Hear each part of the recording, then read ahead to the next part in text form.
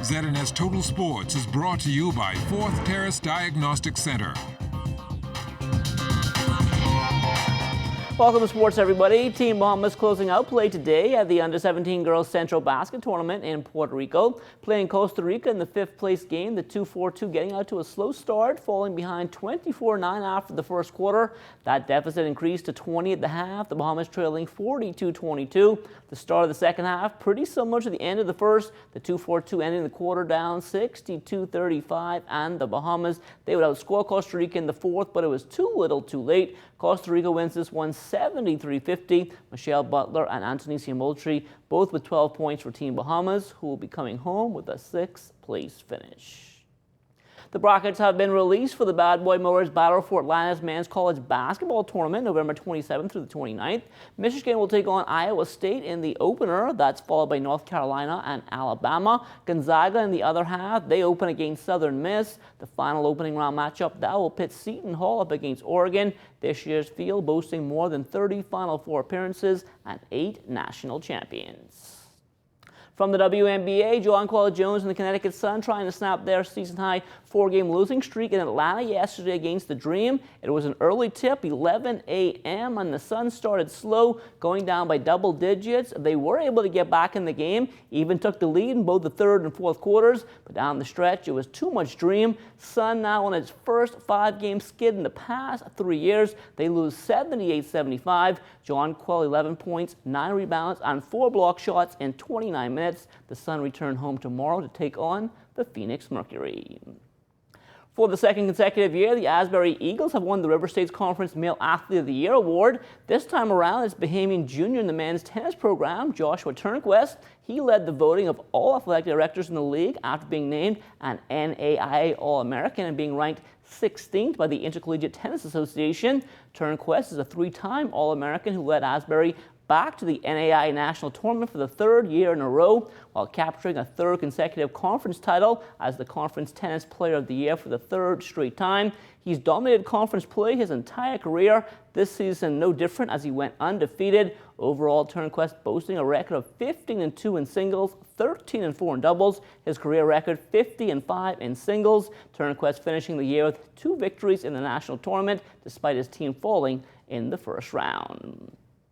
Well, after a marathon singles match on Tuesday, the Cancun Tennis Cup in Mexico, which lasted more than 3 hours, Justin Roberts rebounding well from a full body cramp, which didn't allow him to finish the way he wanted. In doubles yesterday with Jody Magnoli from Antigua, the 4-seeded duo only on court for 40 minutes, disposing of Mexican Yvonne Contreras and Dominican Peter Bertrand 6-2. Now Roberts and Magnoli right back at it today in the quarterfinals. This one took a bit longer, but they got through in straight sets, 6-3 and 4 in an hour and 4 minutes against Brit Alexander June and American Nicholas Moreno, who actually beat Roberts in singles, so a bit of redemption there. Kevin Major Jr. holding court as well. The Broward Summer Men's Open in Coral Springs, Florida. KJ won the title there over Ronald Holman in straight sets, 4-2 and 1. Bahamian water polo has definitely made its impact on the region the past couple of years, but despite its success, funding still seems to be a major issue. We did try to approach the government. I don't know exactly which ministry. Unfortunately, we never got a response. We're still waiting and hoping. I'm not really involved in how much funding Bahamas Aquatics receives from donors as well as the government. We have conversations with President Algernon Cargill every once in a while, who is very supportive from the beginning when we launched the program about 15 years ago. My understanding is that he didn't receive a dollar from the government in the last 2 years.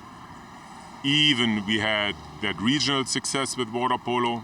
Last year we had triple gold, we won all age categories. The swimmers are doing fantastic. They won 3 times Carifta in a row, even when they compete against Jamaica and Trinidad that have, millions of people.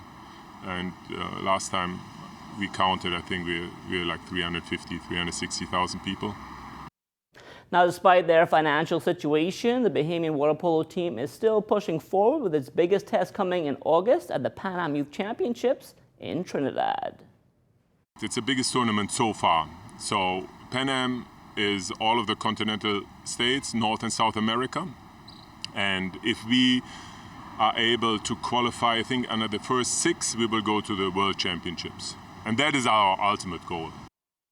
CONCACAF, the regional body for soccer, has announced the format for the 2022 FIFA World Cup qualifiers, and it makes it even harder for countries like the Bahamas. The restructured competition will be composed of 2 parts, which will take place simultaneously. The first will be played in a hexagonal format between the top 6 ranked teams as of June 2020, after home and away round-robin matches in September, October, and November of 2020, and March and September of 2021. The top 3 teams will qualify directly to the World Cup. The second part of the qualifiers will be played across a group stage and knockout phase involving the remaining 29 nations. For the group stage, teams will be divided into 8 groups, 5 groups of 4, 3 groups of 3. After home and away round-robin matches in September, October, and November of 2020, the first place finishers in each group will qualify for the knockout phase. The quarterfinals, semifinals, and final of the knockout phase will all be played in a home and away direct elimination format in March, June, and September 2021.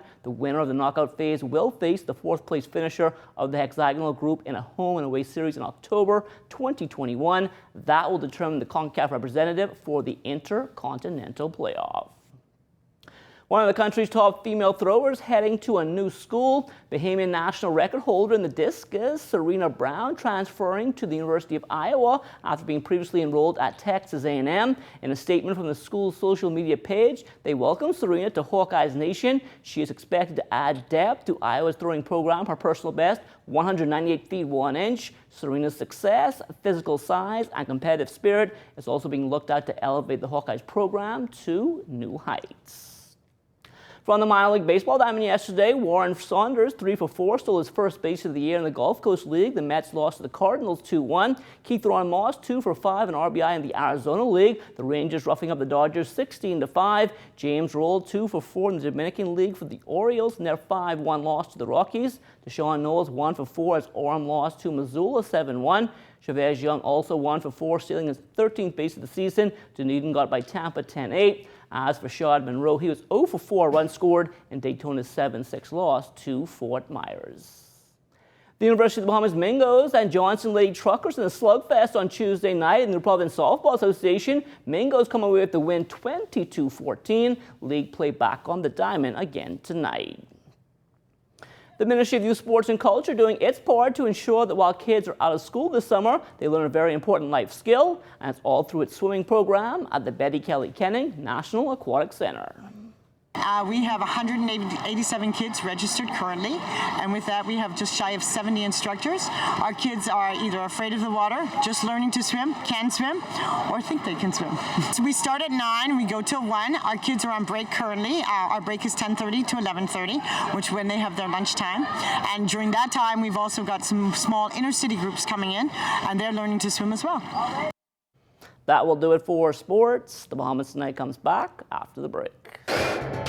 ZNS Total Sports is brought to you by 4th Terrace Diagnostic Center.